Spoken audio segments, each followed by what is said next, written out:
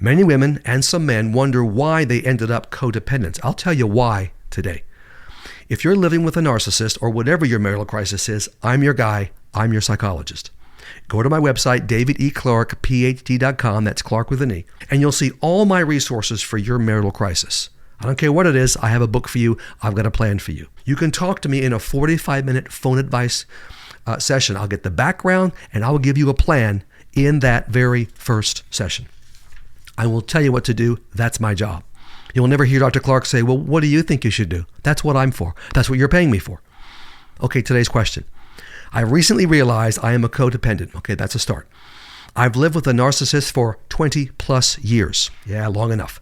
I'm wondering why I became a codependent. Okay, here are my answers.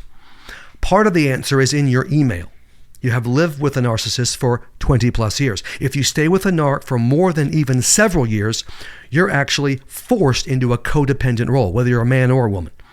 To cope and survive the narc's abuse, you become codependent. You don't think about yourself, you only think about the narc and how to keep him happy, how to walk on eggshells, how to get through another day with him or her. Also, by nature, women are nurturers and caretakers. And so you are already predisposed to a codependent role. And I've seen a lot of men, sweethearts, gracious men. They're men. They're men's men, but they're still gracious and kind. And they're married to a borderline or a narc woman, and it's just the same. They're just a nicer person. You try to love the narc. You try to meet his needs so he'll change. It doesn't work, but you practically kill yourself trying. And you think you're doing the right thing. The church will tell you this, and they're wrong. Not when you have a narc on your hands. That person's not going to change no matter what you do, no matter what you say, no matter how great a Christian you are, doesn't make any difference. Often, number 3 here, you learn how to be a codependent from your parents. You grew up in a home where dad was a narc and mom was the codependent. You have learned the modeling is strong. 18 years of that, done deal. If you're a guy, of course, and the roles are reversed and your mom was a narc, okay, same problem. Finally, many churches, as I mentioned before, teach wives to be codependent. I would even say most churches, frankly, they don't see abuse. They don't want to see abuse. They say nothing to the narc or to the abuser, nothing. It's brought up right in front of their face. We're not going to go there. They only see you and what you should do. The terrible things done, the terrible things he said, they're not, he gets a pass, and it's what you're doing or not doing. That's codependency. You should submit and he'll change. Has nothing to do with it. You could be super submissive. Makes no difference.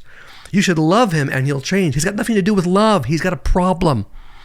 You should stay married and he'll change. Well, how long is that going to be, Pastor? 40 years? No. Talked to a lady just this past week, literally in her mid-80s, and she has stayed, and she is just in a terrible situation, health-wise, emotional, and her message is, don't do what I did. Get out. And of course, the church says if he doesn't change, and frankly, he won't, they won't say that. If he doesn't change, the church will tell you to try hard. Just keep trying harder. Your faith is weak. Are you kidding me? No. You should try harder to get out. What you need to do is get deprogrammed from the brainwashing you have received. Get 2 of my books and get started on getting rid of your codependency. And in time, getting rid of the narc. That's 20 lies that keep you with your abuser on the website. And I'm not okay and neither are you. This gets a little deeper into emotional health and emotional healing. This is a step-by-step process to get you healthy, to get your voice back, to get your identity back. And I hope you grow spiritually.